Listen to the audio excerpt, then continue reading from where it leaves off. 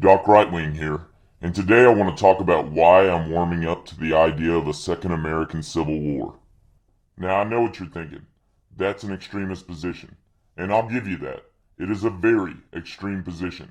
My cousin, an Afghanistan Army vet, recently pointed out that a civil war would mean I'd be calling members of my own family the enemy, and no one likes the thought of that.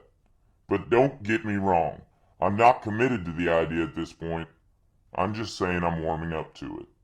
Because I believe extreme times call for extreme measures. Consider things from my point of view for a moment.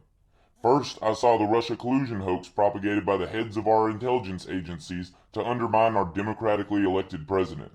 Then COVID hit, and I saw leftist bureaucrats like Fauci and Walensky trample on our personal freedoms in the name of public health.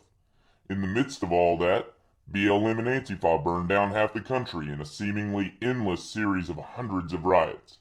Then, on January 6th, when another riot broke out, this time because some Trump voters believed the Democrats cheated in the presidential election, that riot was treated as a true threat to democracy, and they were labeled insurrectionists and conspiracy theorists. This is all despite the obvious double standard, of course, because Hillary voters believed until 1 year prior that Trump had colluded with Putin to steal the 2016 election. And we'd all just seen those BLM and Antifa riots that cost the taxpayers billions and killed many innocent people. But those have been characterized as civil rights protests.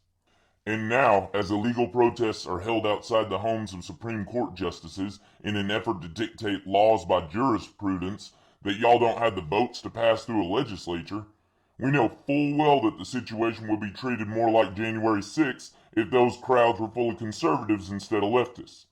They'd be labeled insurrectionists, threats to democracy, and so on. And then comes the straw that may have broken this camel's back. Those January 6th rioters turned out to be completely right. You did cheat in the 2020 election, and that corpse you've been wheeling around the White House doesn't belong there at all.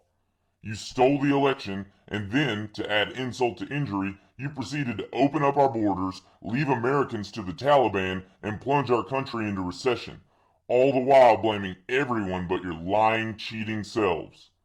Well, yeah, I'm pretty mad about all that, and I'm not the only one. So sure, this situation is breeding some insurrectionists on our side that have an urge to declare war just like Antifa or BLM, and I hope I've helped a few of you dumb leftists out there to understand why that's happening. What I'm pointing out, and what I hope you take away, is that tensions are growing hot on both sides, and if we play with fire too much longer, someone's gonna get burned. And with that, I yield back the balance of my time.